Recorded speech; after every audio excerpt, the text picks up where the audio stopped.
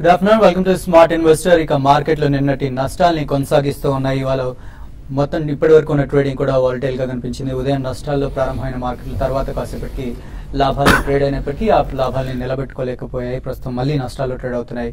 Around Sensex 120 points, Nifty 41 points losses లో trade అవుతున్నాయి. And ఇవాళ చెప్పుకోవాల్సిన విశేషం ఏంటంటే సెన్సెక్స్ అండ్ నిఫ్టీ రెండు కూడా 0.5 or 0.6% నష్టపోతూ ఉంటే mid cap and small cap మాత్రం భారీగా నష్టపోతున్నాయి. అరౌండ్ 1.6% గా నష్టపోతున్నాయి. సో కరెక్షన్ మాత్రం భారీగా mid cap and small cap లో ప్రస్తుతం మనకు కనిపిస్తుందని చెప్పుకోవచ్చు. అండ్ సెక్టోరియల్ వైజ్ గా చూసుకున్నట్లయితే ఇవాళ జస్ట్ ఐటీ అండ్ టెక్నాలజీ ఈ రెండు టెక్ సంబంధించిన సెక్టర్స్ జస్ట్ ప్రాఫిట్ లో ఉన్నాయి. మిగతా అన్ని సెక్టర్స్ కూడా నష్టాలని చవిచూస్తున్నాయని చెప్పుకోవచ్చు.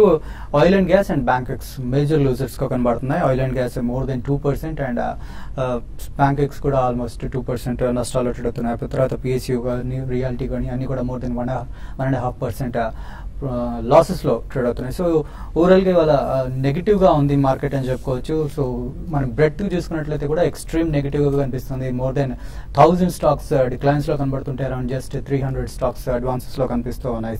ఇండివిజువల్ స్టాక్స్ వైజ్ గా చూసుకున్నట్లయితే ఇందాక చెప్పినట్టుగా బ్యాంక్స్ దాదాపుగా అన్ని బ్యాంక్స్ నష్టపోతున్నాయి. ఇవాళ top loser Punjab national bank అని చెప్పుకోవచ్చు. మోర్ దెన్ 3.5% లాసెస్ లో ట్రేడ్ అవుతుంది. తర్వాత బ్యాంక్ ఆఫ్ బరోడా అరౌండ్ 3.5%. తర్వాత ఇండెక్స్ లో ఉన్న కోటక్ కానీ ICICI bank, Yes bank, Axis, HDFC అన్ని కూడా మోర్ దెన్ 1% నష్టాలు ట్రేడ్ అవుతున్నాయని చెప్పుకోవచ్చు. జస్ట్ లాభపడుతున్న కొన్ని స్టాక్స్ చూసినట్లయితే బజాజ్ ఆటో టాప్ గెయినర్ గా ఉంది అరౌండ్ 2.8%. అండ్ తర్వాత TCS 2.2% and HCl tech around 1.7% లాభాలు ట్రేడ్ అవుతుంది. ఇది బ్రీఫ్ గా మార్కెట్ ప్రస్తుతం ఉన్న సిచ్యువేషన్. ఇంకా మరింత విశ్లేషణ నుంచి మనతో పాటు సుందర్ రాజా గారు ఉన్నారు ఇవాళ. అండ్ ఎస్పెషల్లీ పర్సనల్ ఫైనాన్స్ గురించి మనతో మాట్లాడడానికి ఎక్స్పర్ట్ తుమ్మా బాలరాజు గారు ప్రస్తుతం మనతో పాటు ఉన్నారు. సో పర్సనల్ ఫైనాన్స్ కి సంబంధించి కూడా మీకు ఎలాంటి డౌట్స్ ఉన్నా కాల్ చేయండి.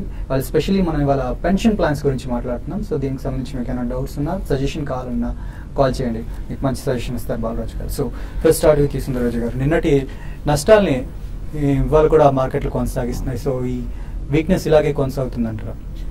ఫండమెంటల్ గా నిన్నటి మార్కెట్ వీక్నెస్ తర్వాత ఇవాళ కూడా కంటిన్యూ అవడానికి ప్రధానంగా 3 కారణాలు చెప్పొచ్చు.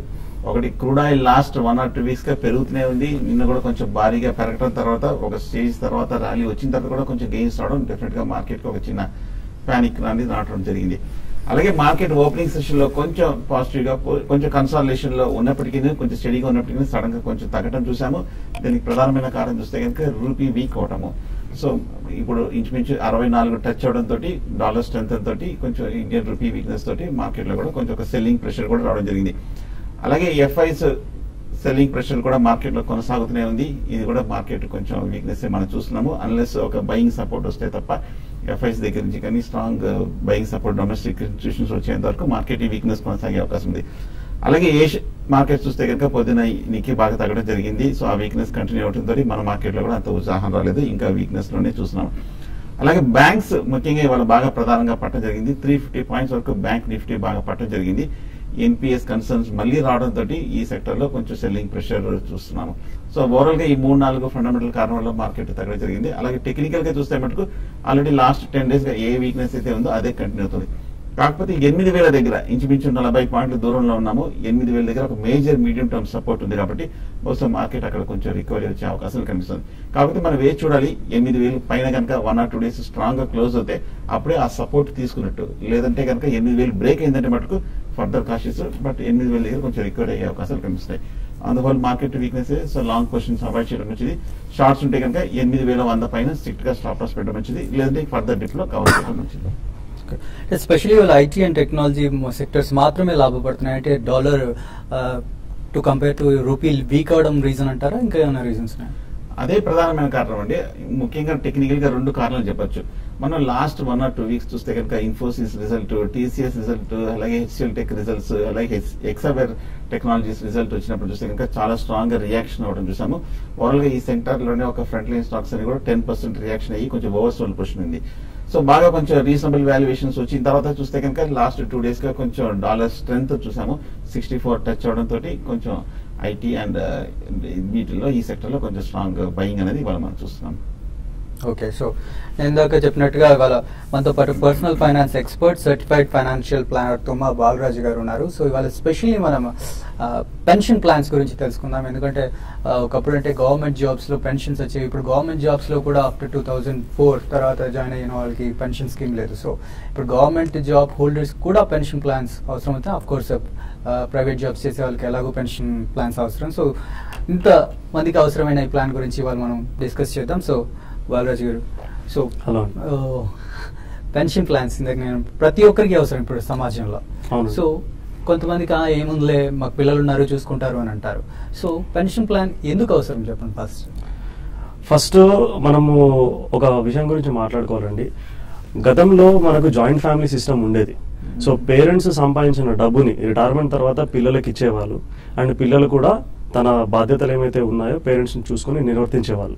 కానీ ఇప్పుడున్న పరిస్థితిలో అలాంటి పరిస్థితి లేదు.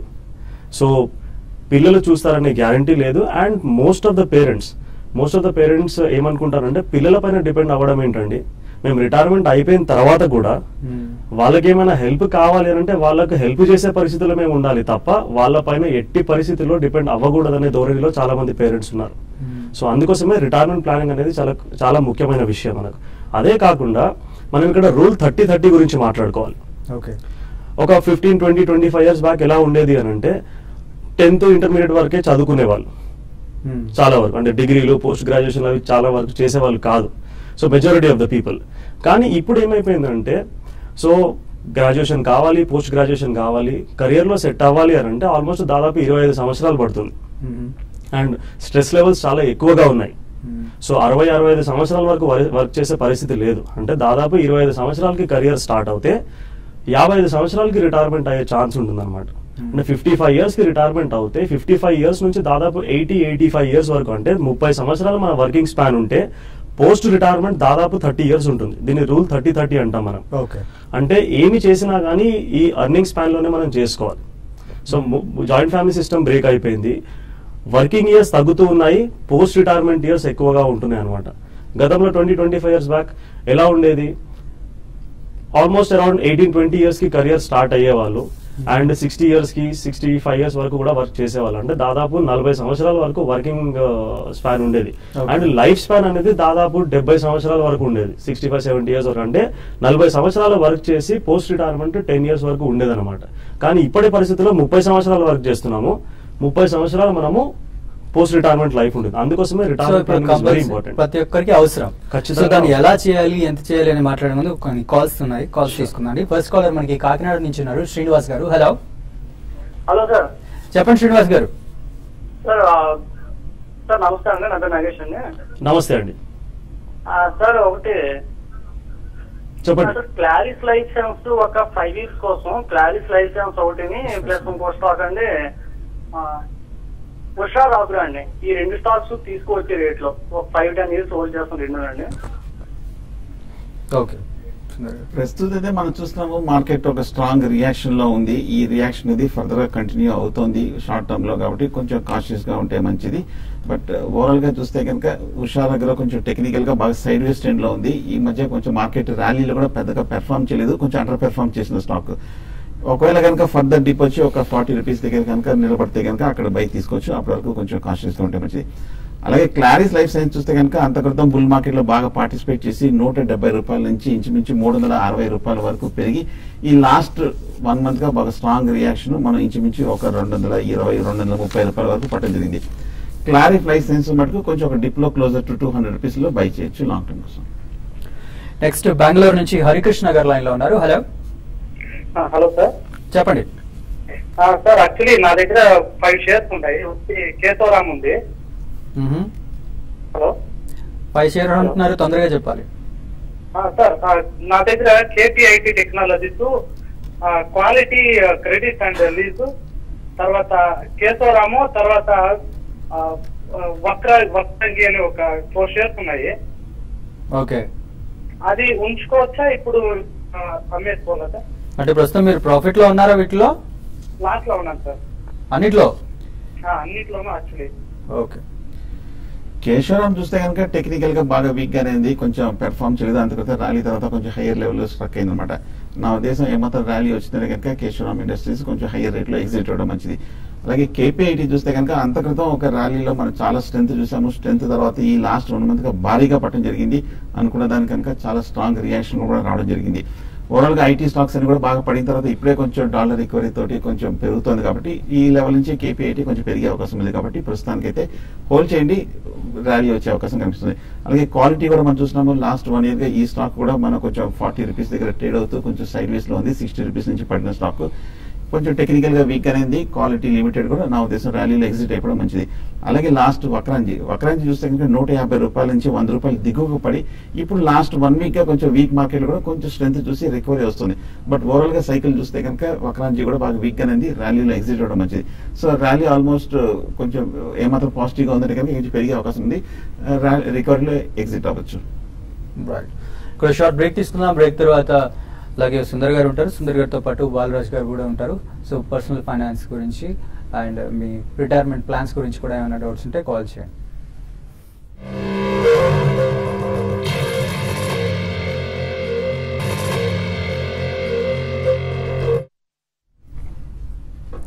Welcome back. మన నెక్స్ట్ కాలర్ హైదరాబాద్ నుంచి అరుణ్ గారు లైన్ లో ఉన్నారు. హలో, చెప్పండి అరుణ్. నమస్తే అండి. నేను భారతీయ ఎక్సాలో ఈక్విటీ పెన్షన్ ప్లాన్ ఒకటి కడుతున్నాను. ఓకే, అది ఎలా ఉంటుందో ఒకసారి కనుక్కుందామని. నా ఏజ్ 35. ఓకే. ఎప్పుడు తీసుకున్నారండి? నేను 2007 నుంచి కడుతున్నానండి. యూలి ప్లాన్ తీసుకున్నారు మీరు? ఏదండి? యూలి ప్లాన్ అండి, భారతీయ ఎక్సా. రైట్. సో 2000 దాంట్లో ఉంచాలా, తీసి వేరే దాంట్లో కట్టాలా అని. ఓకే అండి. 2010 ముందు ఏవైతే యూలిప్ ప్లాన్స్ ఉండేటివో అందులో చాలా వరకు ఖర్చులు ఉండేటివండి. ఎక్స్పెన్స్ రేషియో చాలా ఎక్కువగా ఉండేది. ఫండ్ అలొకేషన్ చార్జెస్ కూడా చాలా ఎక్కువగా ఉండేటివి. 2010 తర్వాత చార్జెస్ అనేవి గణనీయంగా తగ్గిపోయాయి. బట్ యూలిప్స్ లో ఓవరాల్ గా చూస్తే కూడా ఈవెన్ ఆఫ్టర్ చార్జెస్ తగ్గిన తర్వాత కూడా యావరేజ్ గా మనకు 5 to 8% ఎక్స్పెన్సెస్ ఉంటాయండి.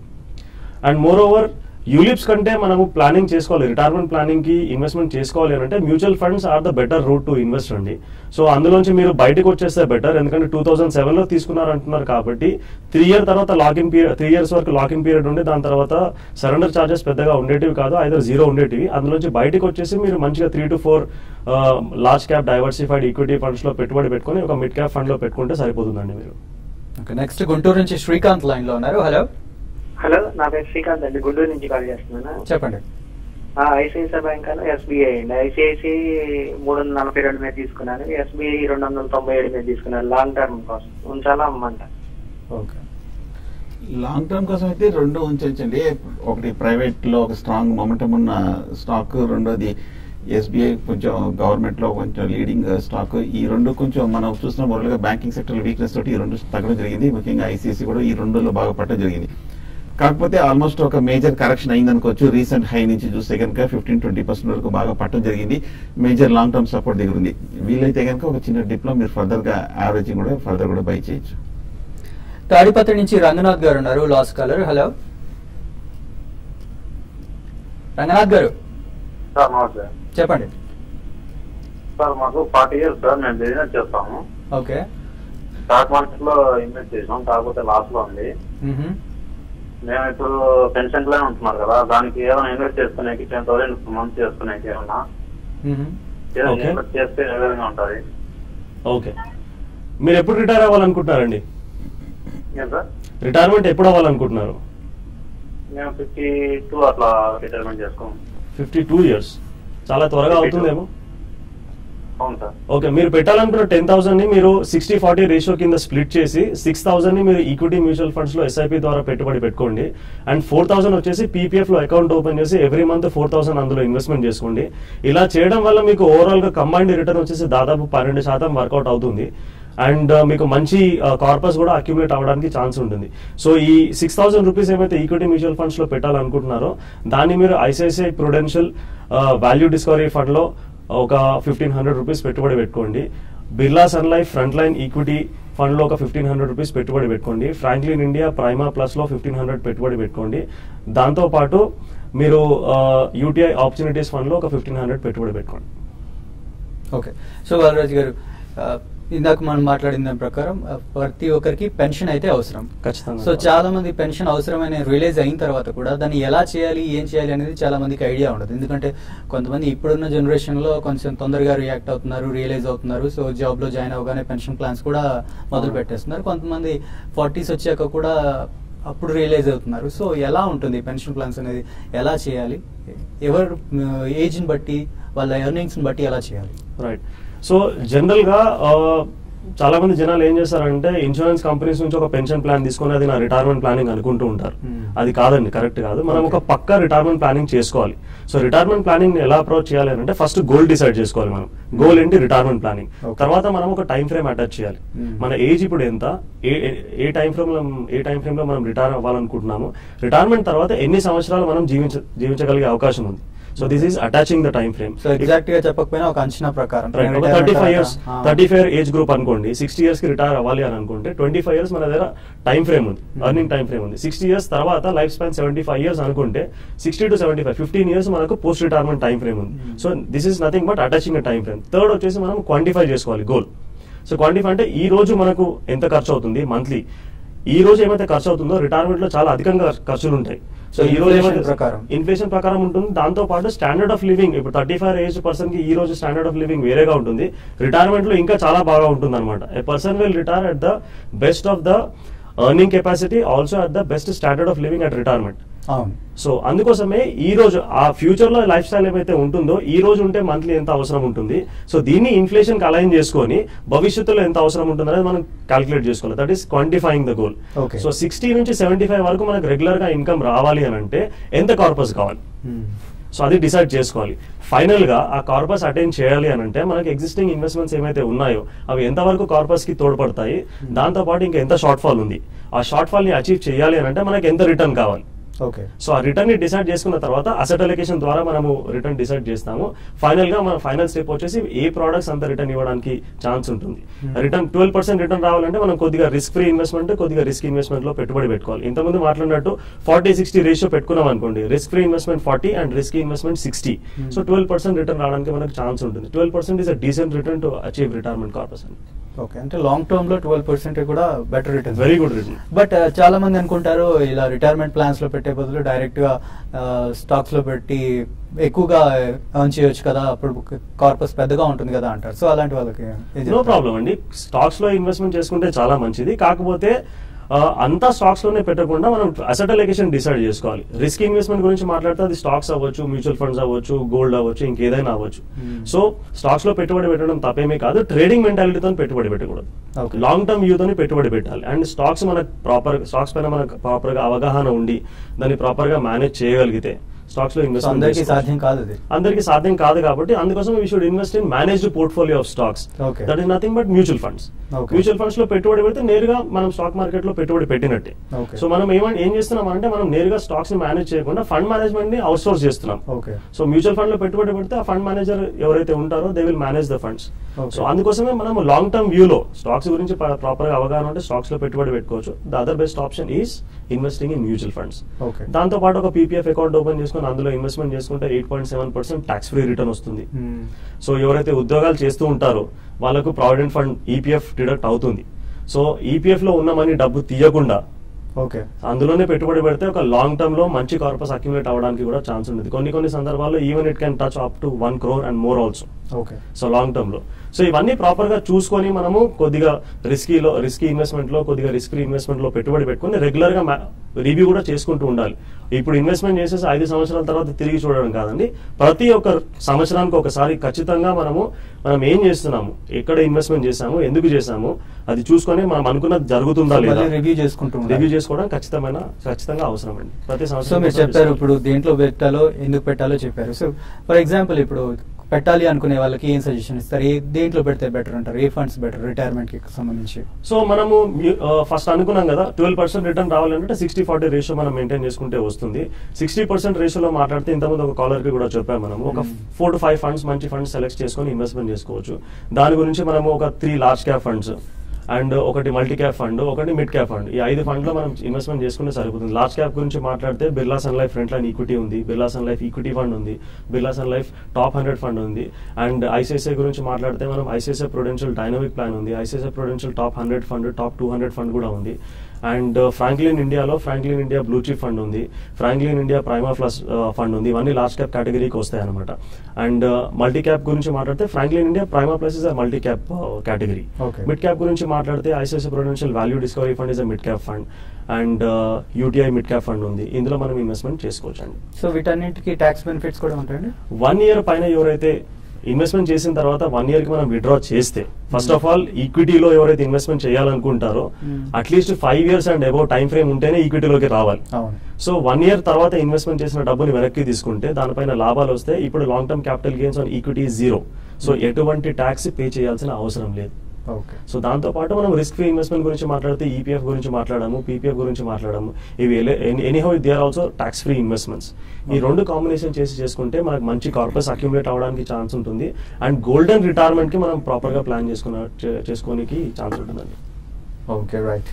సో అది రిటైర్మెంట్ ప్లాన్ కి సంబంధించిన డీటెయిల్స్. చివరిగా సుందర్ గారు మీరు చెప్పండి, మార్కెట్లో ఇంకా ఇవాళ ప్రస్తుతం కాస్త బెటర్గా ఉన్నట్టున్నాయి.